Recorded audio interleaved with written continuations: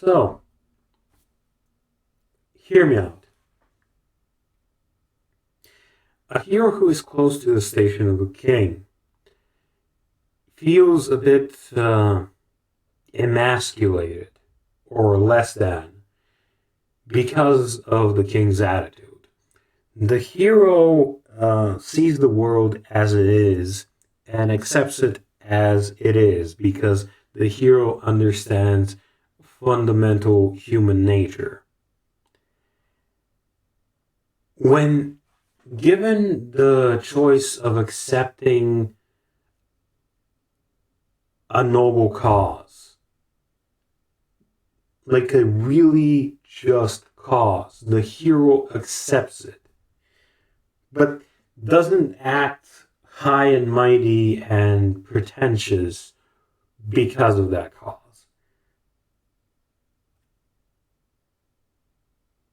The hero does want power for their sakes, but the hero uses the power specifically for the means of doing something great, something necessary.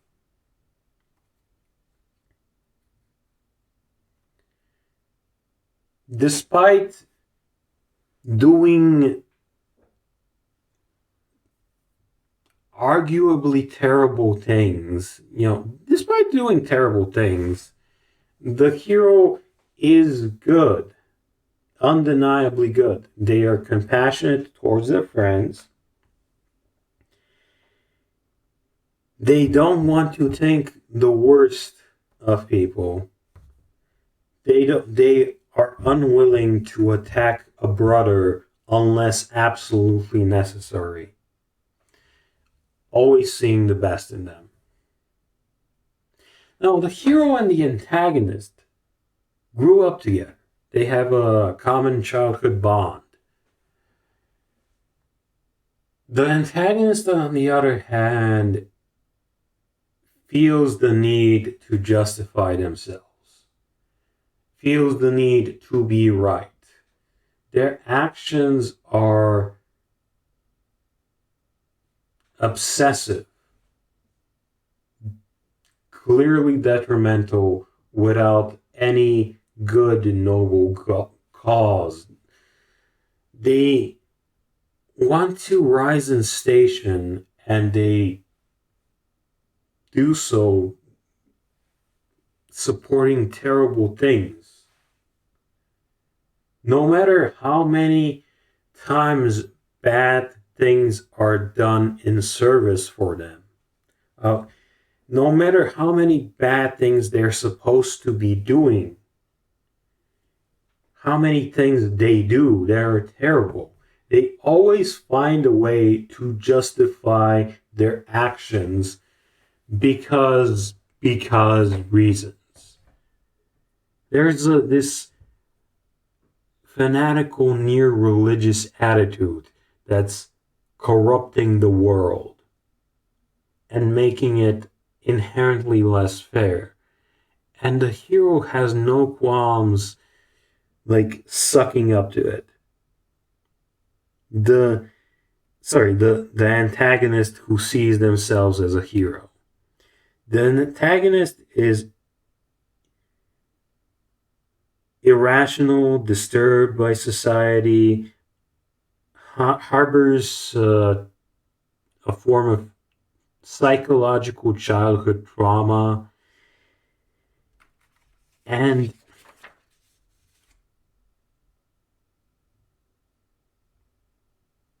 embracing this common near-religious mindset or supporting it with some petty justification ultimately doesn't end in their feeling like justified. It does not. This obsession leads to nowhere. There's no moral justification at the end. The hero just keeps on being presented with more and more injustices. the would-be hero is a hypocritical, judgmental idiot who does whatever they need to get ahead and acts surprised when reality flares before them.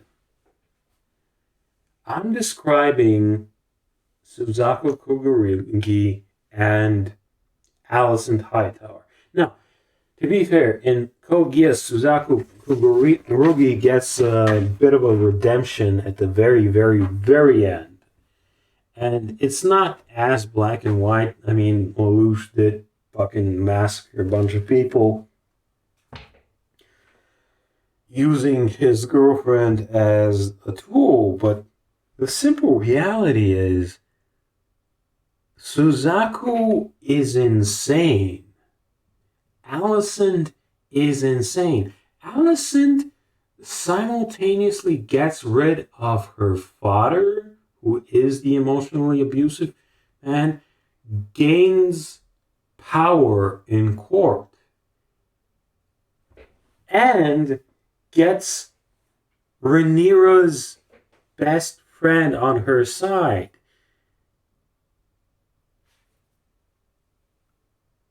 And like years after, with her having the freedom to show her colors, her true colors, she's a bad mother who instills this nonsense, who pressures this, repeats the abuse of her father, demanding that her son accepts a pipe dream about becoming king.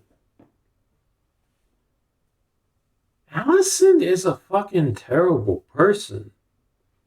After the abuse, after the emotional abuse. Rhaenyra, on the other hand, is just Rhaenyra. She just likes being...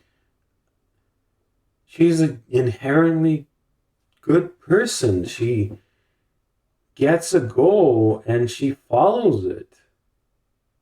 She tries, she's sympathetic. She wants to see the best in her friend, even after years of her seeing her friend become more and more possessive.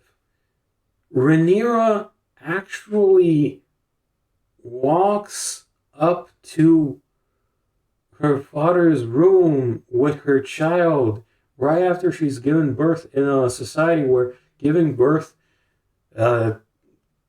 is like a death sentence. Like, because she's afraid of what Alicent might do to her kid. She doesn't want to see Alicent as the bad guy. She's an inherently good person. Well, Alicent is kind of like a fucking monster. She became a monster because of abuse, but the abuse of childhood doesn't change the fact that you are a fucking monster right now. Alicent, you are a fucking monster. Yeah, fuck Alicent.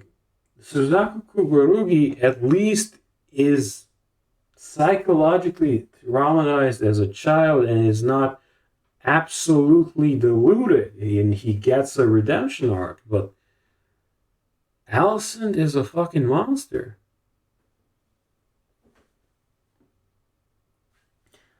I somehow made a video about Code Geass and House of Dragons, and none of this stuff was about Lelouch, because Lelouch, everybody fucking agrees with Lelouch. Lelouch is a rule utilitarian. Lelouch does his fucking best to bring down a fucking blatantly corrupt, evil elite that's doing massacres in secret. Even with the fucking revelation that he can manipulate people's minds, he would have had, if he had tried, he would have had like the option of pointing out, hey, idiots. Hey, yeah, you idiots. Yeah, you. I'm talking to you. You do know that the Emperor can change people's memories, right? You do know that, right? Yeah. But because he's feeling shit about himself at the time, because he is an inherently good person, he like just almost lets them kill him because he's done.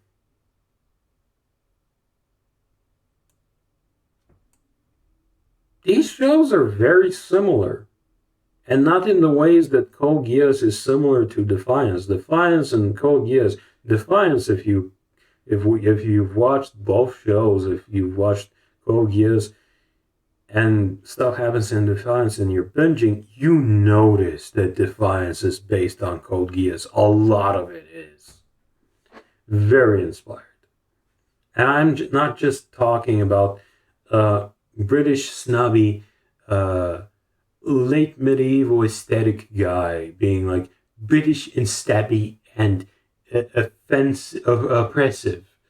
No, I mean like fucking like literal fucking plot points, like someone taking on someone else's face, that sort of thing. Defiance is very, very similar to Code Geass. But it's not exactly obvious because the aesthetics are different. Yeah, House of Dragons and Code Geass have the same core dynamic. I'm just saying.